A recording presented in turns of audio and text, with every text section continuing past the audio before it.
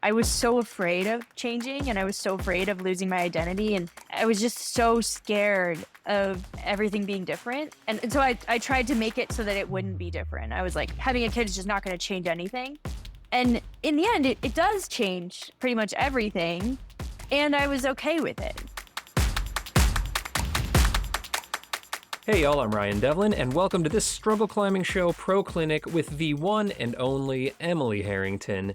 Now, typically these pro clinics do a deep dive into one topic, as you all know, but this one's a little bit different today because Emily is a quadruple threat. She's got so much going on, and we covered a ton of really interesting things here. But the through line, no doubt, is how pregnancy and having a baby have impacted her climbing, her training, her goals, her mindset, and just her life overall. Whether you're currently a parent or planning to be, or honestly, if you just have any sort of major life change on the horizon, that could be a career change or something in your personal life, what Emily shares here today is solid gold. And it's not like she's got everything figured out. She's the first to say that. But what she does have figured out, y'all, will no doubt provide some really valuable perspective as you seek to balance your climbing life with the rest of all the things that are going on in your regular life. So what are we talking about? Well, today, Emily dives deep into how pregnancy and motherhood have changed her mentally as well as physically in ways that she did not predict, how she and her husband Adrian have looked at parenthood as one big expedition, which I love, how Emily's been struggling with fear and risk as she got back on the big walls, parenting hacks for climbing with a kiddo in tow, training to send 514A or 8B plus post-pregnancy, which she just recently did, and also how she's training strength and endurance on a hangboard in about 20 minutes a day when she can't dedicate more time to her training or her climbing. It was such a joy, y'all, to reconnect with Emily, who was my very first guest here on this podcast. This conversation delivers from start to finish. I know you're going to love it, so let's just dive right in with Emily Harrington.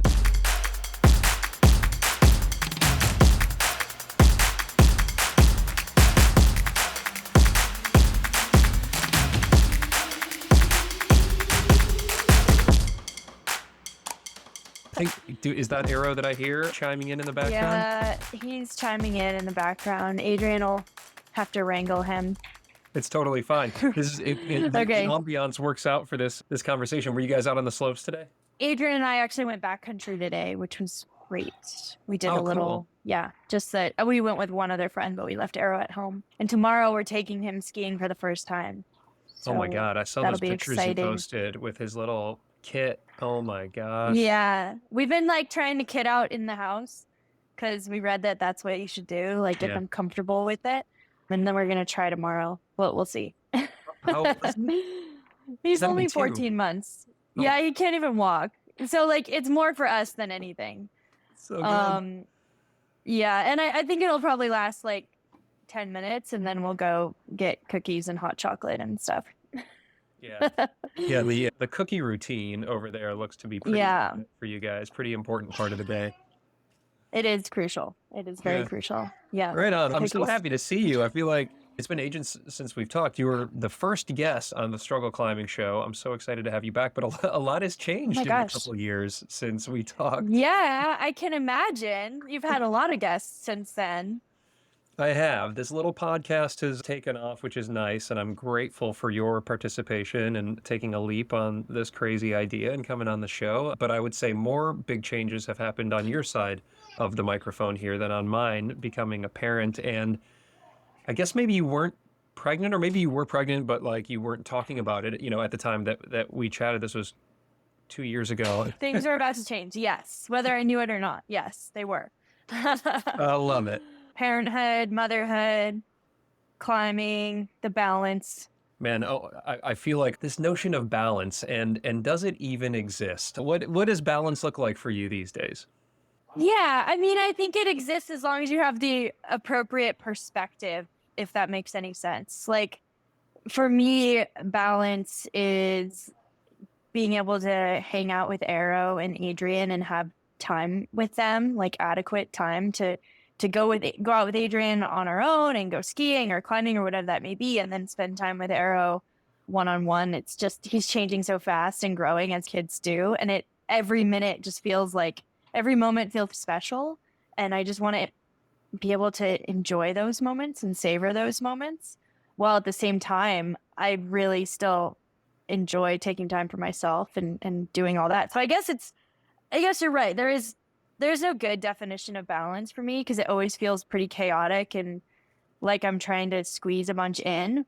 But I guess the most important thing is that I'm enjoying time with him and time with Adrian. And so as long as I'm doing that, it doesn't really matter what else is going on. Like if things are messy or if I don't get everything done or if I drop the ball on certain things, like the important thing is to be present with my family. And so I guess that's balance. It's like doing your best in everything else, but making sure that you savor the moments with your family. Yeah. If it were all easy, this would be called the easy climbing show, but it's the struggle climbing show. So before we dive into some specifics here, just reflecting like through the lens of parenthood, what stands out as being the biggest struggle for you since becoming a mother? The biggest struggle has been recognizing that these moments are very fleeting and things are always going to be changing. You never get to settle into a phase or a stage because then the next one has started. And I guess just accepting that and recognizing that once you feel like you've dialed something in or you have your system dialed, like the kid's going to change and you have to shift everything around and start from scratch a little bit. I guess that's been the biggest struggle is just recognizing that as soon as we get our shit dialed, it seems like everything changes and we kind of have to like figure it out again. And I'm sure you know that with like the way kids develop, it just happens like really quickly. And so what was working a month ago, logistically or with travel or with climbing, it doesn't work anymore. You got to figure out new ways to make it all fit together. And that's been a struggle. Yeah. And then for me personally, just with my body and climbing and all of that, I've just struggled to feel like I'm proud of my climbing and proud of myself. And I actually am now in a place where I do feel that way, but it's been a solid 2 years of trying to be patient and trust the process and all of that stuff that everyone tells you, but it's hard and it's not a very smooth process, or it wasn't for me. Yeah, I appreciate you bringing that up. I'd like to explore that a little bit because I think for a lot of people who are listening who are either parents or soon to be parents, or maybe it's not even on their horizon yet, they're just out of college and they're like, I'm going to bum around for 20 years, or maybe not even, I don't even want to think about that right now. At some point in time in our lives, for almost everyone, there are pretty tectonic shifts. Parenthood is certainly one of them, but getting a new career that's really demanding, or caring for your own aging parents, which kind of like I'm in that sandwich generation, as we're called. So I've got little kids, but I've also got aging parents that live down the street from me and I'm helping them out. And so life throws us curveballs, which is what it's all about.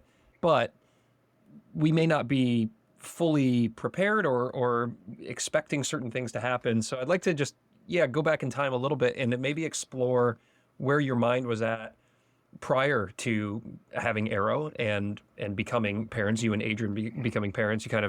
You knew it was coming, but as you said, your body was changing. And what were your expectations, or what were you hoping for yourself through that process, juxtaposed with maybe how it came out? It's interesting because I had a lot of conversations prior to becoming pregnant with friends who were kind of like, you're never going to feel totally ready. And if you want to do it, you're at an age where you have to start thinking about it. And so I started like kind of stressing about the fact that I didn't feel ready. I didn't feel ready to give up my lifestyle and my career and my body for this process. So there was a lot of fear and uncertainty involved. And there was also this awareness that like, okay, I do want this. I may not feel totally ready for it right now, but it still feels like the right time, if that makes sense. Like it still feels like the right time, even though I don't feel 100% ready. Like there's still things I want to do in climbing. There's still places I want to visit. There's still things I want to do with Adrian. Like all of these things were very present with the idea of, but this still feels like the appropriate time because no time is going to be perfect. And I did have a lot of fear, but I also had a lot of determination of, okay, we're going to make this work. We're going to figure out how to find help, like childcare.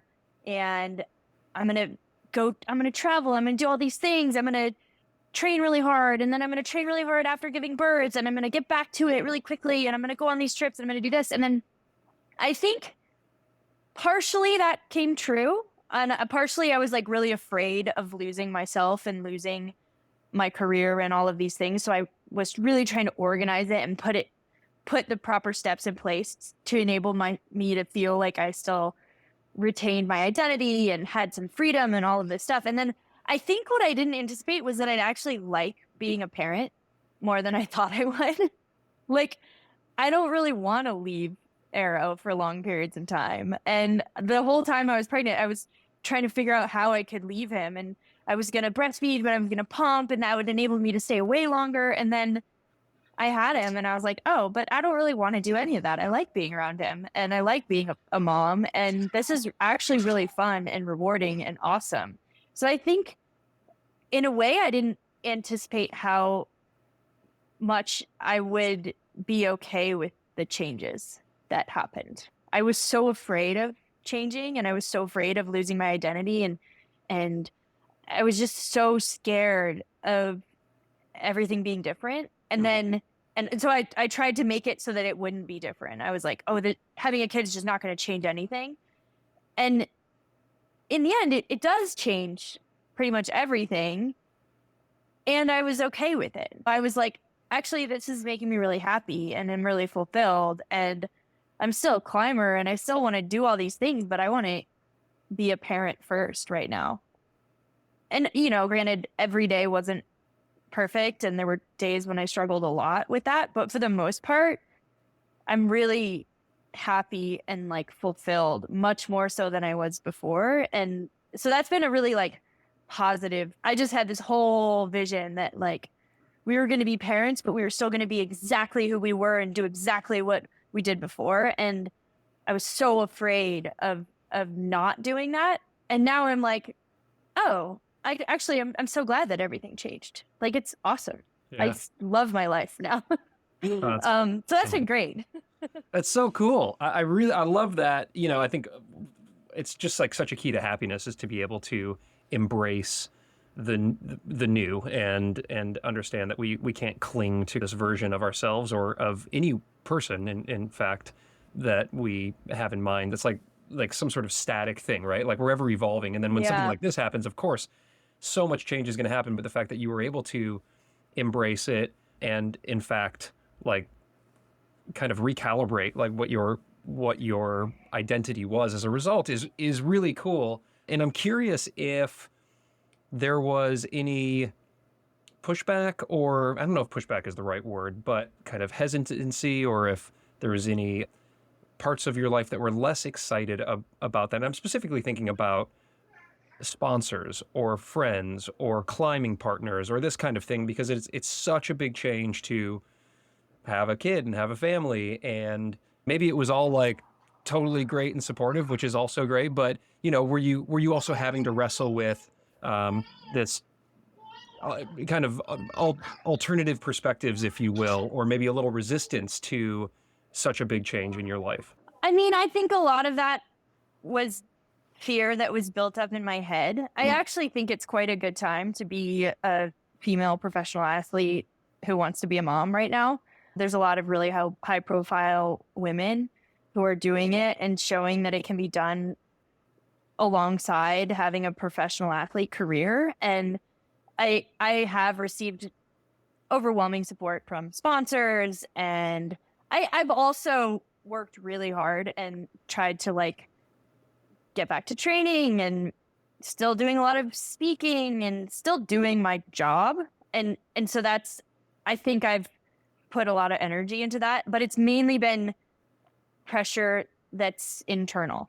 It's me wanting to show that I can do both, and that's a really, it's a good example to set. And I want parents in general, to think that it's possible to do both. And yeah, I don't think I received any like external pushback in any way. Mostly I felt really supported, and a lot of the fears and insecurities stuff, and that comes from within.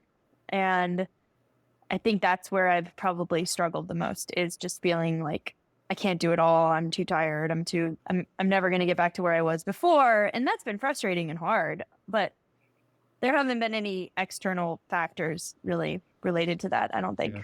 That's great to hear. And to your point, I think, yeah, we have come a long way. I remember having a conversation with Lynn Hill on the show about a year ago, and it was a very different landscape, of course, when she was. Yes, absolutely. I have my friend Hillary Nelson, who was one of my like mentors in terms of like motherhood and being a professional athlete. Her kids are teenagers, and even she was telling me that it was pretty tough back then. And that wasn't even that long ago. That was only like a decade ago. So I think we've come a long way, and I think it's like thanks to those women who've kind of pushed back and paved the way and showed that it was possible. And it was probably really hard, and there was probably a lot of resistance that they met. But thanks to them, I don't think we face as much resistance now. It's nice to recognize that. I want to jump into kind of exploring this time period then around having Arrow and also being a driven athlete. And you're quite goal oriented. You said you had a lot of goals as you were considering getting pregnant and this kind of thing. And I'm curious, as you were planning for the birth, did you set specific goals for how you wanted to train and get back out into the scene after Arrow was born? Yeah, I did. I actually decided that for the first time I was gonna, not the first time, but I haven't had like a formal coach or really anything in a long time. And I actually had a coach while I was pregnant, a friend of mine who helped me just like maintain like fitness and do appropriate things for pregnancy. And that was actually really nice, just to have someone to help me come up with workouts and alter workouts and all of that. And so I was really motivated actually during my pregnancy. And then I really wanted to start training like right away after giving birth. And I spoke with Maddie Cope at Lattice Training. Mm-hmm.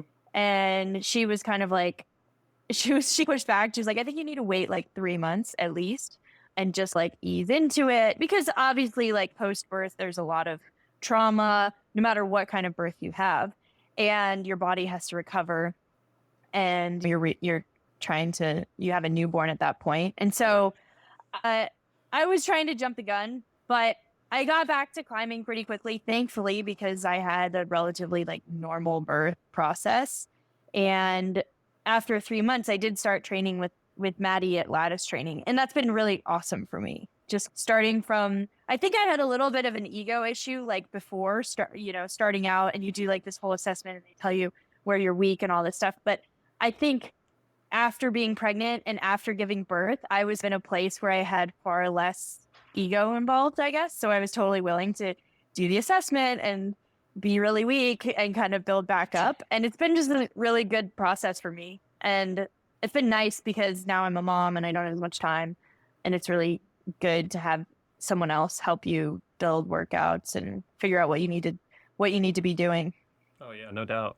I'm curious what stood out? Like, where were you the weakest, or what surprised you? I just went through a round of lattice testing myself, and I'm like, oh, you did? Yeah. So, it really just kind of like stares you in the face. But I'm also like just coming off of a normal fall cycle, and you were coming off of, the biggest change that a body can go through. So I'm curious, like, what that looked like for you, if you're willing to share. Yeah, I mean, basically everything. I was like weak at everything except flexibility, which I've always been very flexible. And then like stamina, endurance, I'm pretty good. Everything else was pretty bad. Now, isn't it like, correct me if I'm wrong, and this may be like just such a clueless male thing to say, but aren't there hormones released at birth to essentially like loosen up connective tissue and like so that your hips can open up to allow a child to come out? So like, does that have any impact on fingers? Relaxin. It's called relaxin. Yeah, I've heard that. Like, I heard that maybe finger training, like intense finger training during pregnancy and even after pregnancy while you're breastfeeding and stuff, because you still have relaxin, is you need to be really careful, essentially. And thankfully, I'm pretty good with my fingers and joints. I've been very lucky, and so I was very conscious of it. I was like, I really need to not get injured right now, trying to do like max hangs while I'm Sure. pregnant or something like that. That'd be so dumb. But yes, there is like a hormone that makes you more flexy, essentially. And it lasts, like even post birth, I think it's still around and in your system. I need that. I need that for me. Yeah. But I also think you are very prone to injury when that's going on. That's the trade-off. I can't do box splits. I can't rest on the wall or get my hips close to the wall, but I Yeah. don't want to risk injuring my fingers. So you come off of this crazy change, but you dive into a regimented training program. And what's your life like at this time? Like, were you getting any sleep? How was Arrow at night, and how much support did you all have? Like, what was your just general state of sanity and wellness, do you think, like kind of in those first, I don't know, 6 months or so? Yeah, I think first of all we were pretty lucky. Arrow was a pretty good sleeper. I mean, don't obviously at the know. very No. I know. And We interview. try not to tell. I know we try not to tell people. I mean, and obviously at the beginning, the first few months, like babies are just waking up throughout the night and because they have to eat. And that the first 2 months were tiring for sure. But Adrian and I, we make a really good team where we kind of approach things like we're very organized. We try to we try to foresee uncertain things and be able to adapt, but also we have a plan. We treat it like an expedition. Yeah. And so we worked really well together through the night. I was breastfeeding, but then he would do a lot of like the diaper changes in the night. And then Arrow took a bottle pretty much right away. He would like wake up in the morning with Arrow and do the first feeding so I could sleep in. So we kind of like had this nice little rhythm going. And that was manageable, but exhausting, obviously, because if you're waking up multiple times through the night, every night for months, that's just gets tiring. Yeah. But that I was prepared for because I also think that like expeditions and alpine starts prepare you in a way for having a kid. Like if you're familiar with waking up at 3 a.m. and having to do things, I think that it's a very similar like mindset. You're kind of like, okay, this isn't forever, but I'm here now and I'm doing this and I'm going to be tired and it's going to be okay. And then around like 3 months, he started like actually just sleeping through the night. And we've been like, I'm going to knock on wood. He's like really, he's a good sleeper. Adrian's superpower, he says, is sleeping. And I really hope that Arrow is taking after him. It seems like he is. Have that trait. Oh man, what a great thing to pass on. Well, I'm by contrast, for those who are listening, that's not always the case. My son, it's not always that way. Oh my God, my son Ferris had really, really bad colic, and so for the first year of his life, he didn't sleep for more than 2 hours in a row for a year. And like Kara and I were just like, oh my God, ships passing in the night. Like I don't know if we saw each other for the first 6 months. You know, we were just like taking shifts, and it was so wild, and I totally lost my mind. And I think I would do it a little bit differently. Like, had I known, we could have just gotten like a night nanny. Like I would have just put it on a credit card or something like that. Because like sleep is important and seeing your partner is important. But we were just like, no, we have to do this because good parents just are with their kids or whatever. Now, like now I'm looking back and I'm like, oh, we like legitimately lost our minds for a while. Yes. I mean, isn't sleep deprivation like a form of torture? For sure. I think it is. And I do have friends, and I have I have a lot of empathy for that because I've been there a little bit, but not as deep as it sounds like you went. Well, but you were also much more prepared. I love this analogy that like essentially parenthood is an expedition or one long alpine start because you are cut from far hardier cloth than I am. And we're, you know, you and Adrian together as a team were so prepared that any kind of disruption was something that you were going to be ready to roll with. And I actually had a Patreon write in. Jorge said, hey, can you ask Emily how climbing has made her a better parent and how parenting has made her a better climber? Oh, that's a great question. I mean, climbing has made me a better parent in those ways, recognizing challenge and confronting it and recognizing that that's where all the good things reside in life, is those really hard times. And I look back on those early days of being with Arrow as a newborn, and like even the hardest moments are the ones that I remember like the fondest. And it's the same with climbing, with like a really hard project or a really hard trip. You look back on those ones, those are the ones that stick with you. And I don't remember them with negative feelings. It's more like, oh wow, I went through something really intense and that was awesome. And so I guess like that lens has helped me in parenting. And then on the flip side, I think being a parent, I feel like I've naturally let go of a lot of superfluous feelings and things that don't really matter anymore. Like I don't really have time or energy for things that don't matter. Right. So I think it's helped me. I actually think that being a parent has helped me sift through the distractions and focus on what's really important. And I think it's helped my focus in climbing, because in a lot of ways, when you go climbing, like that's your time. It's precious time now. And before it didn't feel that way. I almost took it for granted and I could get distracted and all these things could happen. And now it's like, oh, I'm going climbing and this is my time. I'm going to really take advantage of it and I'm going to learn how to focus in and I'm going to not be distracted. And so it's really helped me zero in on my focus and take advantage of the time that I have to climb. And I think that's been super helpful. I've been really a lot better at organizing my time and figuring out creative ways to squeeze in a training session. And I think I've been more productive in a way. Yeah. But also like I do less socializing and I have less time for friends and all of that. There's obviously a trade-off. I go to bed at 9 now. Good for you. Yeah. It's interesting. I had a conversation with Hazel Finlay. I know you saw her, I think recently when she and Angus were out on the trip out west, and we were talking about like mind tools for getting the best out of ourselves when we get to the crag. And one of the ones that she implements herself and recommends is just having a lot of gratitude for the opportunity to just be out and climb. And never is one more grateful to be able to be out and climbing than I think like a parent can be, when you're like, oh my God, I've cleared 6 hours or whatever it may be to get out and like actually have this time. I'm not going to start kicking sand because my project isn't going the way that I want. I mean, we can't, like I get disappointed when I'm like having a rough day, but I'm also like still like just psyched. Like the worst climbing day is still a pretty damn good day when you can all the pieces align so that you can actually get out and do it. Yeah, I think that's a really good way to put it. And obviously she's so smart. I love her. Totally. But it's gratitude and it's everything in perspective, right? Like when we go climbing with our baby, it's awesome, but it's so involved and it's like going on an expedition every time. Right. And then when it's just Adrian and I going out, we're like, oh my God, this is so easy.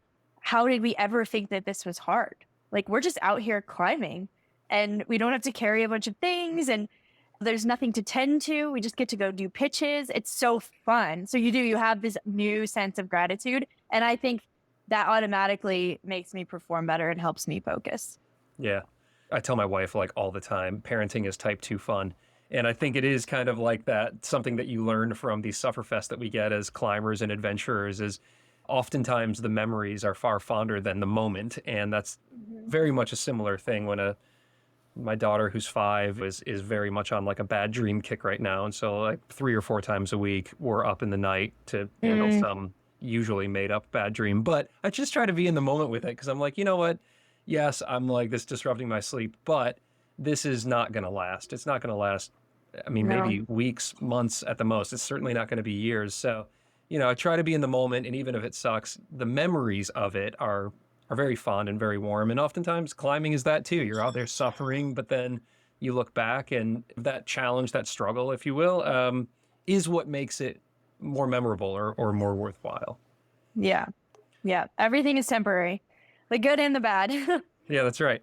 Well, let's talk about those goals then that you were setting, because you wanted to get back into it quickly. Your coach, Maddie, had you tap the brakes a little bit, which seems like a wise thing to recover, plus sleeping and family and all the things. But when did the fire get back? And essentially, how did you set goals for yourself with regard to, I don't really want to call it recovery, because that almost just like makes parenthood and certainly motherhood in particular seem like an injury, which isn't the case. Like, there's got to be a better word for it. But essentially, you wanted to get back to a performance level that you were. I don't know if your goal was pre-pregnancy or if you had other goals, but I'm curious kind of what that process of planning and goal setting was, as well as just the actual work that went into it.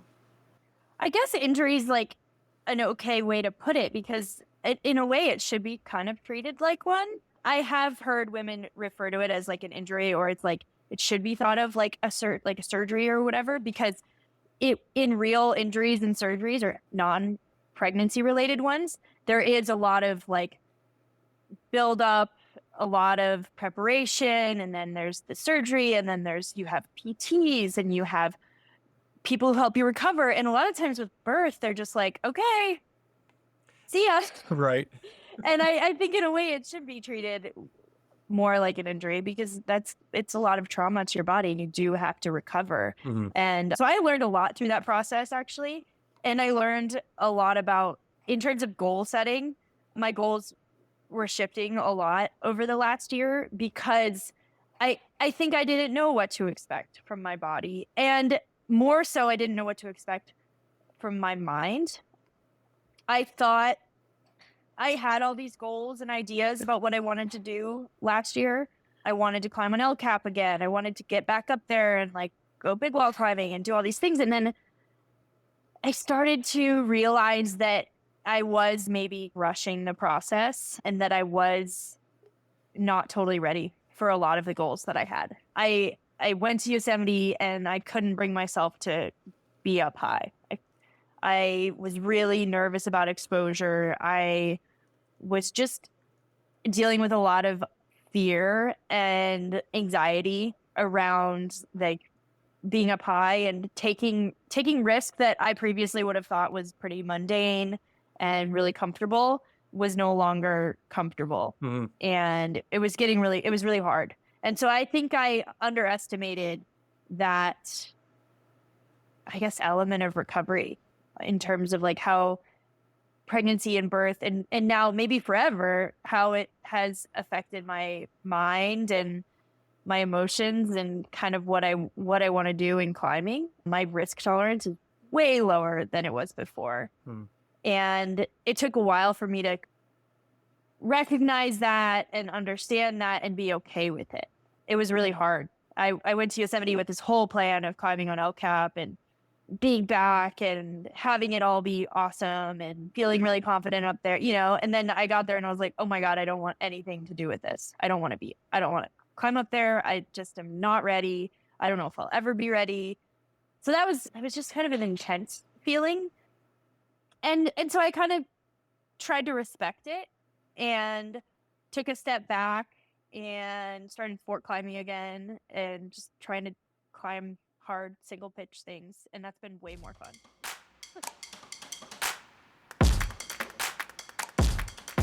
All right, that wraps up your free intro here to this Pro Clinic episode, which continues for like another hour and is available in full right now to patrons and subscribers of the show. Thank you all so much for supporting me if you can, as I work really, really hard to bring you insightful convos with amazing guests like we got here today. And please don't be mad at me for fading out like that. I'm really sorry to do it. It's how I pay the bills over here. But also, you can listen to the full version right now for zero cost, and it is just packed with amazing insights. Now, in the rest of this episode, y'all, Emily shares what happened when she tried to get back onto the big walls a little bit too soon after having Aero, how she recently trained to send 514 by using nothing but a hangboard for the most part, parenting hacks for living an adventurous life with a kiddo, a perspective on sleep, you guys, that she learned on Mt Everest and which has totally changed my life. I am not even kidding. And I love this one, her prediction on which star climbing couple will produce the strongest offspring. It is all there. Plus, she answers patron questions, and you can hear it right now for zero cost with a free trial over on Patreon or Apple subscriptions. Struggle's carbon neutral in partnership with the Honnold Foundation and is a proud member of the Plugtone Audio Collective, a diverse group of the best, most impactful podcasts in the outdoor industry. This show is produced and hosted by me, Ryan Devlin. Thank you all so much again for listening. I hope your training and climbing are going great, and if you are struggling like me, well, just remember that the struggle makes us stronger.